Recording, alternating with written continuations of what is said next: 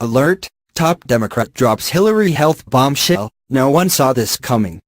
Donna Brazile, former chairman of the Democratic National Committee, recently caused a ruckus among her party with details from her recent book. She has been the target of anger, frustration, and even dismissal due to her negative portrayal of former presidential candidate Hillary Clinton. In her recently released book, Hacks, Donna Brazile made a stunning remark about Hillary Clinton. Brazile believed that Clinton's compromised health resulted in her making the basket of deplorables comment that damaged Clinton's image, as reported by the Washington Free Beacon. Brazile noted that just before Clinton made the basket of deplorables comment, it was the first time she thought Clinton did not look well.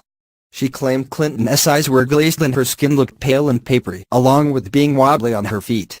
Clinton was racked with such a rattled cough and puffiness of her face that Brazile suggested Clinton seek medical care. Brazile claims that shortly after the conversation, Clinton took the stage and made the infamous comment against supporters of Donald Trump. Then she said something that, had she been in better health, I don't think she would have said, Brazile wrote, then going on to question whether or not Clinton even realized she was speaking at a public event.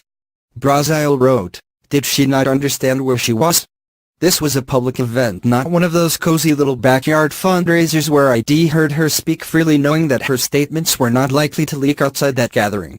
Clinton's medical issues became a huge topic of discussion during the 2016 presidential campaign after her fainting spell at the 9/11 memorial service just 2 days after her deplorables comment. The shocking display resulted in speculation of various medical conditions. Video clips of her fainting circulated around the internet and other media outlets around the world. Her campaign dismissed all the claims and concerns as nothing, chalking it up to the heat of the day, even though at the time it was in the low 80s, and also claimed Clinton had the flu. Brazile even criticized the excuses, calling it a stupid explanation and a huge blunder. What? You thought that up? Brazile wrote of the excuses.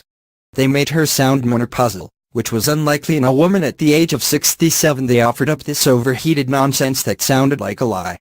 Clinton had at least 5 fainting spells, and several instances in which her aides had to help her upstairs or into vehicles.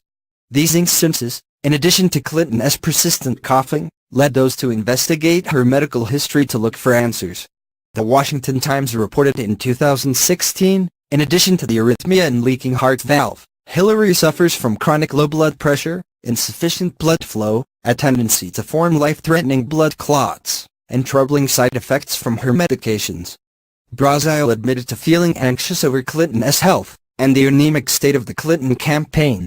She considered removing Clinton as the Democrat Party nominee, citing Joe Biden as the most suitable replacement. Yet she admitted, seemingly in reluctance, that, even if Hillary was ill and the campaign had its weaknesses, the effort to replace her would be divisive. In response to criticisms of her book, Brazile had some strong words.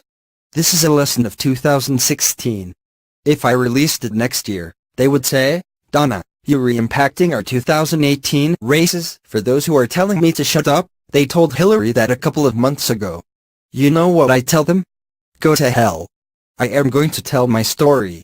Brazile's book shows a pattern of secrecy, lack of ethics, and corruption prevalent in the Democrat Party.